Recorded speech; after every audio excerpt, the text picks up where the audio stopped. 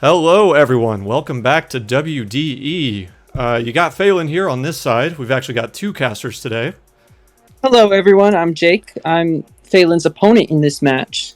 Yeah, I think this is going to be a really interesting, a different kind of analysis for us here on WDE because normally we just have one caster who isn't involved in the match talking about the game, but we are actually the players in this game. So what we got going on here is my Sylveon VMAX deck, and Jake, this is Ice Rider Calyrex. They got Suicune V up there on the graphic. I got confused there for a second. It is Ice Rider Calyrex, so looks like I went first. I'm trying to remember. It's been a couple weeks. Yes, you did go first in this, but you did get two mulligans, so I had to start with two extra cards here. That's right. So yeah, before the recording took off, there was two mulligans, and I'm not looking at the best opening hand here.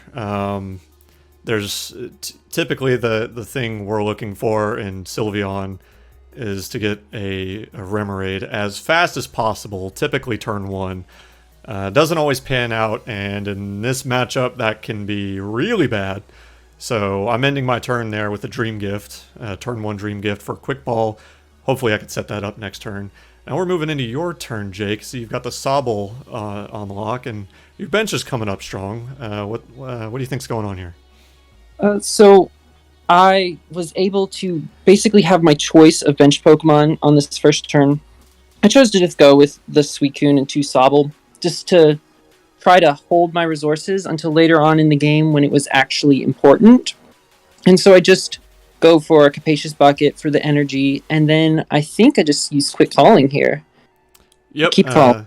Yep, that's what it looks like. And, that's a good point because, unlike other Ice Rider lists, yours runs the Snorunt and the Frostlass. So you tip your hand with that too soon, you could you possibly open yourself up to getting that resource knocked out, in my case, by bench sniping or getting boss or something like that. So keeping that resource close to the hand for the meantime, I think, is a good call. Going into my turn, though, thankfully, he didn't play a Marnie that turn and get rid of my Dream Gift like everyone else does. So able to play the Quick Ball and get. I actually don't play any Marnie in my list. That's right, you don't play Marnie, so I was pretty safe there from that. But playing the Quick Ball, and I'm throwing out an Evolution Incense as well there at the same time. Getting my Remoraid and getting the Sylveon VMAX online. Getting rid of that. I think that's a 2-3 card hand with a Professor's Research. Yep. Just researched away the Marnie. Yep. Needed honestly, cards. I'm really glad that you didn't Marnie me here, because I had a really good hand. I think my thought process was like, man, I just need cards because I'm just not off to a good start. So dropping the research, grabbed the Rapid Strike energy, which was good. That gave me what I needed to attack. And I'm only swinging for 130 there, but that's enough to get rid of the Sobble and at least get me a prize card. Hoping I pulled something off of it. Now we're moving back into Jake's turn. So since I was able to get all the Sobbles out last turn, I can evolve them all into Drizziles now. And another thing about having that Sobble get knocked out is now there's a water energy in my discard pile. So I'm able to use Drizzile to search for Melanie using Shady Dealings. And that'll help me get enough energy to attack you this turn with the Blizzard Rondo. And that's why there's like that Sobble debate. Do you play the 70 or 60 HP? Well, I mean, keep calling really sets up your Shady Dealings for the rest of the game. I mean, ideally, that's not something you might want to do on turn one, but if it is, you have the safety in knowing that sets up your Shady Dealings. Option at all. It opens up so many different things. Absolutely. And here's just into the Fleet-Footed, and I get the attach. So this is a pretty standard turn, like Quick Ball, and you see I did bench the Snorunt this turn. Another reason why I want to bench it last turn was because my bench would have been completely full, and if you decided not to knock anything out, I would have just been completely stuck until I got a Scoop Up Net. And since I only play one Scoop Up Net, that's not a very good thing to bank on early game when I haven't searched my deck very much. Absolutely, yeah, you would have been stuck with that Suicune, and while Suicune does more damage based off of both of our benches, that's it's easier to Yeah, when I get set up, it's easy to knock the Suicune off of its throne, and that would have put me ahead. So definitely a good call there. Mm-hmm. All right, so Jake, you're going in with the shady dealings now, right? The second one. Yeah, at this point I just wanted another Drizzile on the field so I could evolve into Inteleon next turn. So I think I just grabbed, what is it? The Path to the Peak. It's just a card. Potentially stopping Crobat, stopping Dream Gift if you had to use it. Just something to fill the space.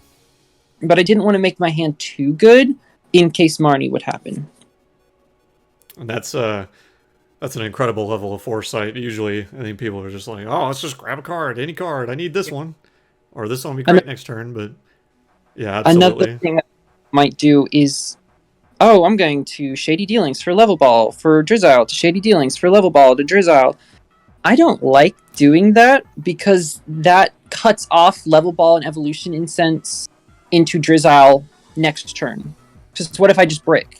If you do Marnie me, top deck Level Ball, I'm out of options and I can't do anything. Yeah, I feel like doing like a Drizzile chain is not using your resources to the best of their I guess viability, for lack of a better term. So I agree with you on that, but you go ahead and use the Blizzard Rondo. That looks like bad at math, 180, 160. Yeah, I think it was just 160 there. Yep. It's still good math because it sets up for a Ride of the High King if you do knock me out. For sure, and even if I don't get the knockout, 160 is a great 2-hit KO number on a lot of things in the meta, not even just on Sylveon. Yeah, your turn's looking pretty strong here. You got the Octillery for the Sylveon, and then a Capture Energy right off the bat. Yep, so did have Capture Energy in the hand, and that works so great in this deck, getting out all the different Pokemon that you need. And I went for Passimian here specifically because I only run one copy.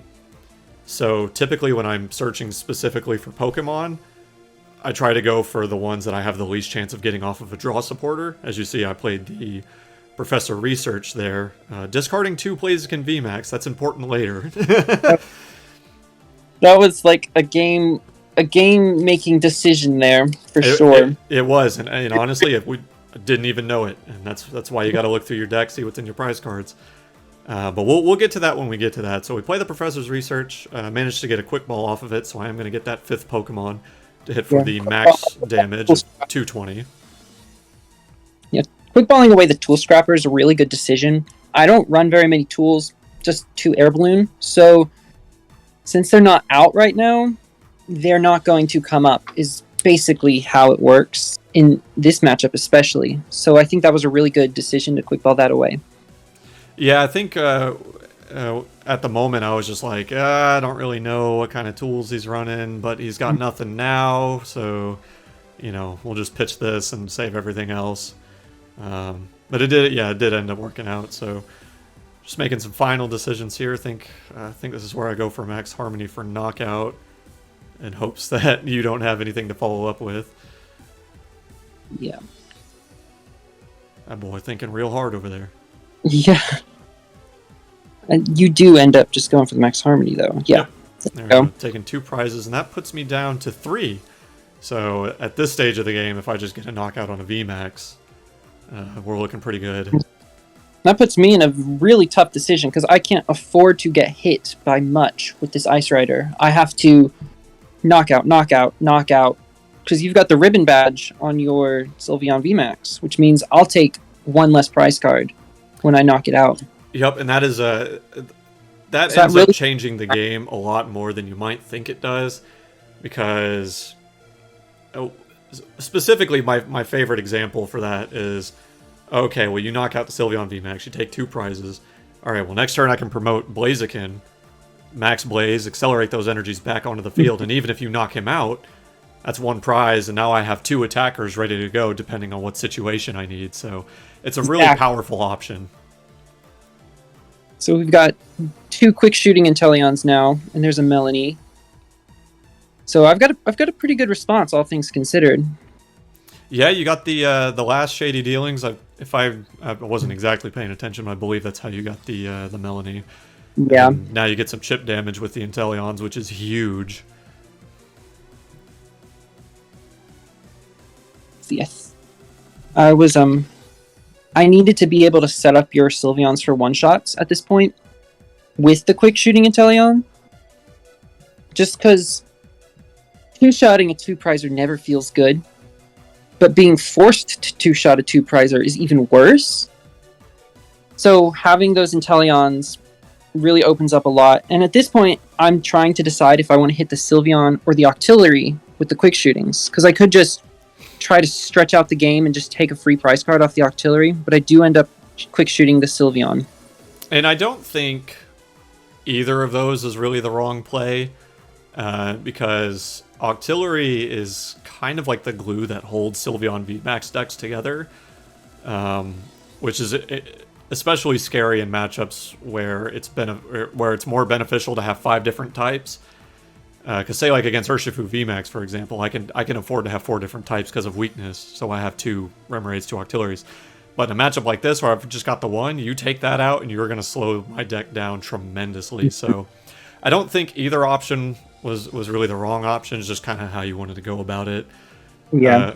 Considering the prize trade, Sylveon might probably edge out as the better option, considering how many prize cards you have. But either way, we move back into my turn. And this is why I said before that getting rid of those 2 Blaziken VMAXs was important. Because the situation I mentioned before, where you knock out the Sylveon VMAX, take 2 prizes, and I bring up the Blaziken VMAX, well, can't do that anymore, because 2 are in the discard and 1 is in the prizes. So, playing the Evolution Incense and in a very sad fashion, probably the saddest I'll ever see to be a Sylveon. Yeah, usually you don't want to play the Blaziken in a water matchup, but it would have been so good here. Just, you would have been able to set up the Sylveon and the Zeraora, putting me in this position where I have to knock out one of them, and then the other just says, "Oh, okay, I guess I'll just win this turn," you know. And that's what I love so much about Blaziken. I mean, really in any matchup, like it out of nowhere can set up insane checkmate situations, and most of the time people don't pay it any mind because it's only doing 130 damage, which is not a lot. It's not a 2-shot number. So, but you got to be careful because Blaziken will sneak out some energies, and like you said, I get 1 on Sylveon, I get 1 on Zeraora, and then I just Rapid Strike search for whatever energy I need next turn and attack with which one is best, and then you're in a really, really rough position. Yeah, and we're about to see a play that I think is a misplay, which is the Precious Touch, for multiple reasons.